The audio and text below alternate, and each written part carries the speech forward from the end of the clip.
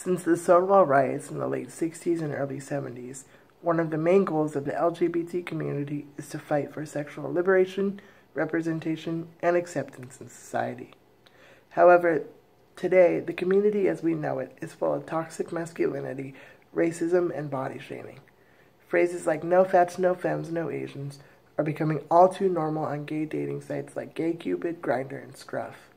And if one does not fit in the standard, which is jockey and predominantly white, they are deemed as ugly or non-attractive. We as a community, who have feared unacceptance for so long, must realize how hypocritical this makes us look. If we cannot accept one another, we are dishonoring everything that Stonewall stood for and the blood, sweat, and tears that were shed. Personally, there have been many instances where gay men have viewed me as weak or not a real man because I am highly effeminate and am in a wheelchair. I understand that I'm not going to be everyone's type, but there's a huge difference between a preference and ableism. So, obviously, I can't change the fact that I'm in a wheelchair, and that's not something I should have to apologize for because that's part of me. In fact, having cerebral palsy makes me a stronger person. My disability is not contagious and does not make me less human. I'm just like everyone else, if not a bit slower. Also, I don't apologize for being feminine because I was raised by 3 strong women who understood what it meant to be a female in a man's world, and that really kind of stuck with me. So being feminine isn't something that I should apologize for because being feminine is not a bad thing. So, that being said, there were times when I tried to pass as more masculine to get guys to like me. And still, that wasn't good enough for them because they said I was being fake. So it was a real damned if I did, damned if I didn't situation. Also, I faced criticism from trans men because they didn't think that I knew what it was like to struggle with gender identity, which they deemed one of the hardest things to do.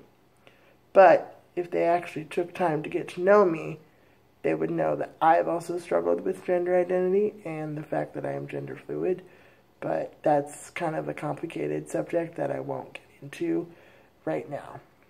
So, with all these obstacles that I've faced regarding my disability, my gender, those sorts of things, there's one thing that I take away from all that, and that is I will not allow someone to tell me who I am and whether or not who I am is good or not, because ultimately I define that. And so it's really up to me.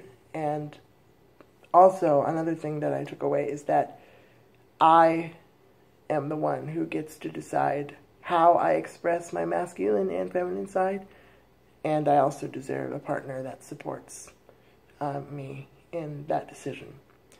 But of course, my story is one of many, and that's the great thing about our community, is that we all have our unique experiences. But no matter how different our stories are, all of us, whether you are LGBT or somewhere in between, we know what it's like to be the outlier of society. We know what it's like to be terrified to ask that boy or girl out for fear of being ridiculed and beaten by our peers. Most importantly, we know that our resolve never quits. We survived, don't ask, don't tell. Pulse didn't break our spirit, and neither will Donald Trump's transgender troop ban. The only thing the LGBTQ+ could not survive is internal combustion. Going forward, there are 2 steps that we need to take to become a more united community. I know what I'm about to say sounds like PC lingo, but hear me out. I genuinely believe the more that we get to know someone, the more we learn about life in general. So, if you happen to be a gay man who doesn't understand what it means to be transgender, then simply ask someone who's transgender. If you're unsure of what's appropriate to ask, then just be honest and say, look, I have never dealt with this before. I apologize if I'm being offensive, but I literally know nothing about this. Could you please tell me? And that person, if they feel up to it, they'll decide what is too invasive or too uncomfortable to ask. The second thing we can do is be is kind of more difficult in the fact that it's going to require you to have some very difficult conversations with yourself. So, for instance, I think it's important if you ask yourself, why am I not attracted to Asian or Black people? Is it simply a preference, or is it a form of racism that you weren't aware that you had? Obviously, racism is not okay, but we have to acknowledge that because racism is so systemic, that all of us have some form of racism. So, what we can do is ask, where did we get that racism from? Because obviously, people don't adhere to the stereotypes that we were taught. So, if we just acknowledge that we all have racism and that we all have these issues, then we can go forth and actually treat people like they deserve to be treated, because we've acknowledged the fact that these racist things that we believe actually aren't true.